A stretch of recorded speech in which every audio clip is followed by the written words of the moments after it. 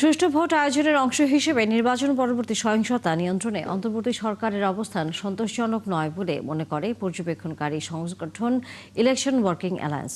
সরকারের এমন নির্জীব অবস্থান মানবাধিকার লঙ্ঘন বলেও দাবি সংস্থাটির। সকালে জাতীয় প্রেস ক্লাবে সংবাদ সম্মেলন নিয়ে নির্বাচন নিয়ে এসব পর্যবেক্ষণ তুলে ধরে ইলেকশন ওয়ার্কিং অ্যালায়েন্স।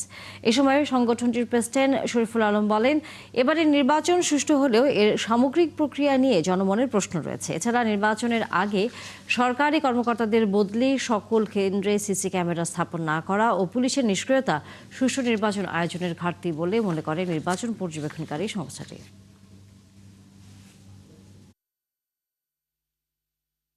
নির্বাচন পরবর্তী পরিস্থিতি নিয়ন্ত্রণ শুধু নির্বাচন ব্যবস্থারই একটি গুরুত্বপূর্ণ উপাদান, কিন্তু আমরা এটি উপেক্ষিত হতে দেখেছি। এই বিষয়ে আমাদের উপস্থাপনায় বিস্তারিতভাবে উল্লেখ করা হবে। সহিংস পরিস্থিতি বিদ্যমান থাকা সত্ত্বেও সরকার নির্জীব অবস্থান গ্রহণ করেছে বলে প্রতীয়মান হয়েছে বিগত 2-3 দিন। আপনারা নিঃসন্দেহে দেখেছেন আইন শৃঙ্খলা বাহিনীর কোনো দৃঢ় পদক্ষেপ লক্ষ্য করা যাচ্ছে না এখন অবধি। এটি শুধু হতাশাজনকই নয়, বরং মানবাধিকারের লঙ্ঘনও বটে।